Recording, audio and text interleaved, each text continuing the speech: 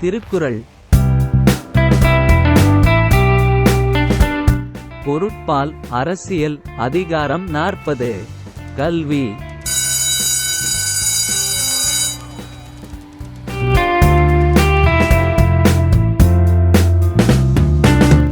கற்க கசடர கற்பவை கற்றபின் நிற்க அதற்கு தக.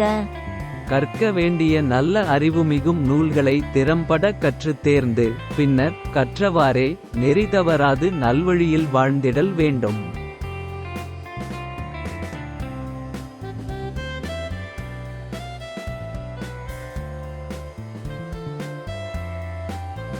எண் என்ப ஏனை எழுத்து என்ப இவ்விரண்டும் கண் என்ப வாழும் உயிர்க்கு. எண் என்பதும் எழுத்து என்பதும் ஆகிய இரண்டையும் அறிவுடைய மாந்தர் உலகில் வாழும் உயிர்க்கெல்லாம் இரு கண்களெனப் போற்றிடுவர்.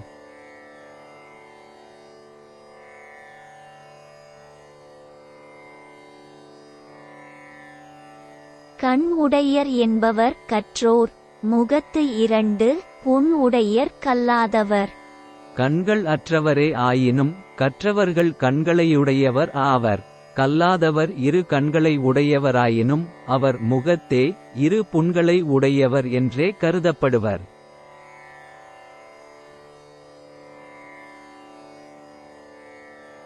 உவப்ப தலை கூடி உள்ள பிரிதல் அனைத்தே புலவர் தொழில்.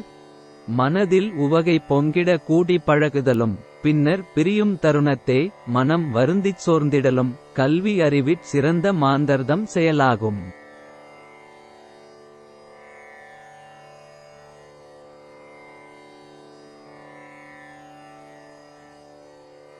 உடையார் முன் இல்லார் போல் ஏக்கற்றும் கற்றார் கடையரே கல்லாதவர்.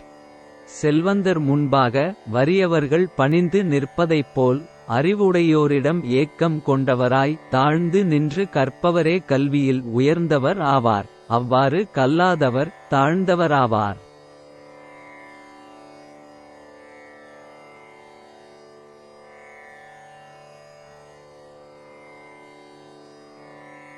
தொட்டனைத்து ஊரும் மணற்கேணி மாந்தர்க்கு கற்றனைத்து ஊரும் அறிவு. மணற்கேணியில் தோண்டும் அளவிற்கேற்ப நீரூற்று கிடைப்பதைப் போல மனிதர்க்கு அவர்கள் கற்கும் கல்வியின் அளவிற்கேற்ப வளரும் அறிவு.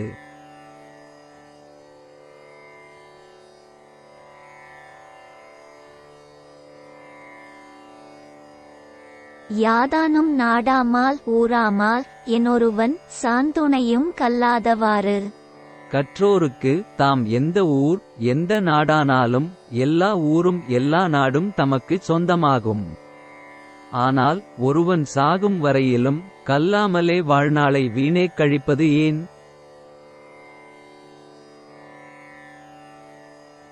ஒருமைக்கண் தான் கற்ற கல்வி ஒருவர்க்கு எழுமையும் ஏமாப்பு உடைத்து. ஒருவர் ஒரு பிறப்பில் கற்ற கல்வியானது அவரது 7 பிறப்பிற்கும் நன்மையையும் பாதுகாப்பையும் தந்து உதவிடத்தக்க வல்லமை உடையதாகும்.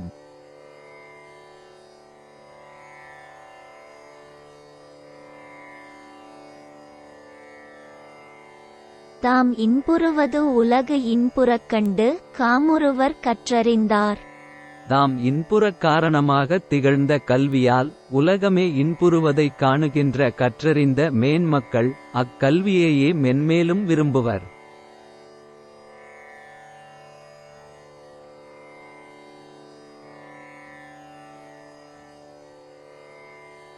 கேடில் விழுச் செல்வம் கல்வி ஒருவர்க்கு மாடு அல்ல மற்றை எவை. கல்வி மட்டுமே ஒருவர்க்கு அழிவற்ற செல்வமாகும். மற்றவை எதுவும் அத்தகைய சிறந்த செல்வம் ஆகாது.